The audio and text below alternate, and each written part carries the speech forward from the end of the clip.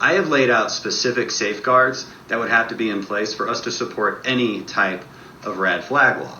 Okay, among them would be clear and convincing evidence, punishment for false accusations, right to attorney and cross-examination, and limited standing so that not just anybody can accuse you. For instance, not just a neighbor, not just an ex. It has to be somebody with standing. Maybe a family member, or maybe only police officers, or maybe only police officers, or maybe only police officers. You rattle a lot of people. Has anyone said they're going to run against you now? Actually, no, yeah. I rattle a lot of people. A lot of the people who are mad are generally outside the state. So I heard your rebuttal about the red laws, and you said it shouldn't be ex-girlfriend or ex-boyfriend. Or Right. There's protections. If you're going to support it, but there has to be recommend protections. that it should be police. Well, yeah, I mean, police investigate all. Now, we know there's a lot of police corruption. Well, but are you against all criminal law? I mean, here's the reality. I'm pro Second Amendment. But if he accuses you of assault and he doesn't provide any evidence, and there's no other testimony, nobody's going to arrest you, right? That's an ideal version. That's the version. Look how people get banned on Twitter and Facebook because all the that's not police. That's not criminal law. No, police lie on reports every single day. No, that's not true. I mean,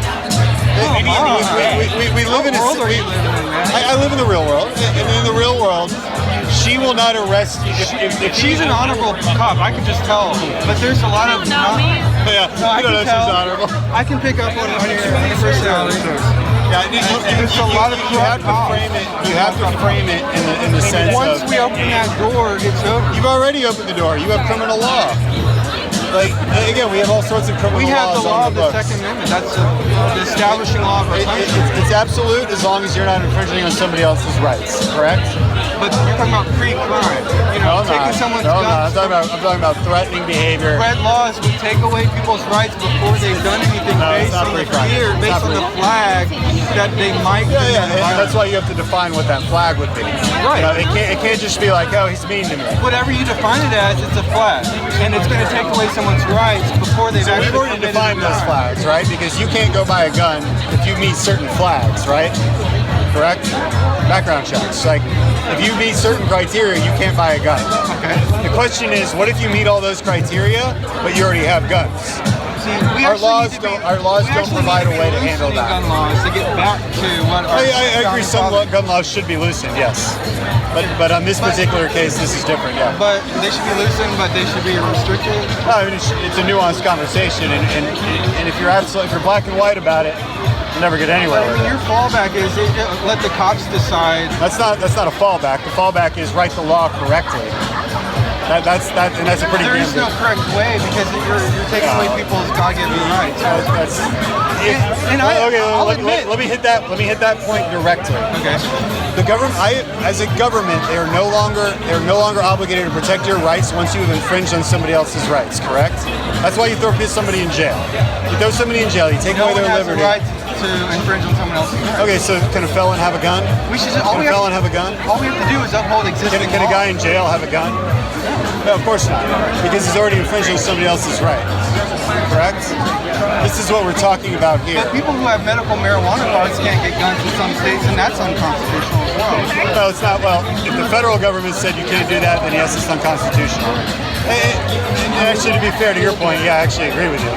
But that's not what we're talking about. To be fair to your point, what you're trying to do, I see the idealism behind it.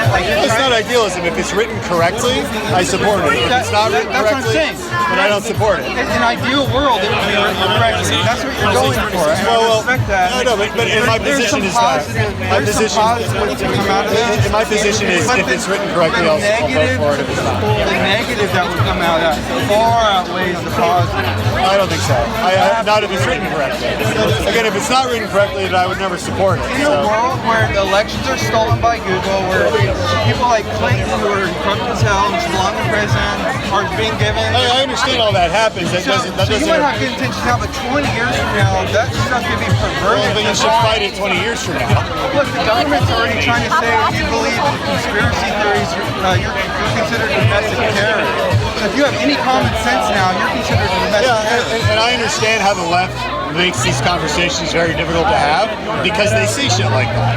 Yeah, so I mean, I get your fear, but in the end, I have to fall back on what is actually written in law. Which is the Constitution. No, shall not be infringed.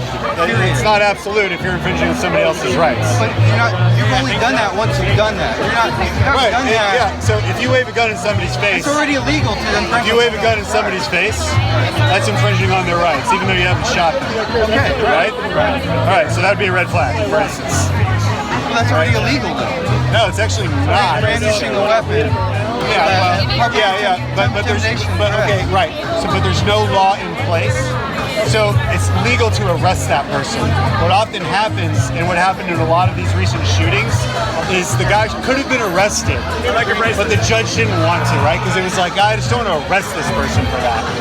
A red flag law would actually give them another option that's lesser than arresting them, right? Because they did that threatening behavior. And so again, it's how it's written. What if it's not provable? Like, what if it's Then it shouldn't be allowed. Even if the cop. Then it shouldn't be allowed. And you have to write the law that way. You have to write the law that You way. don't think it could be changed No, later? because just the same way like murder laws aren't changeable. You know, like all of these laws are written in a way that isn't changeable. So that's actually not what I want to ask you about, but if you want to talk to somebody, I gotta do all questions. yeah, totally. Thank you. Yeah.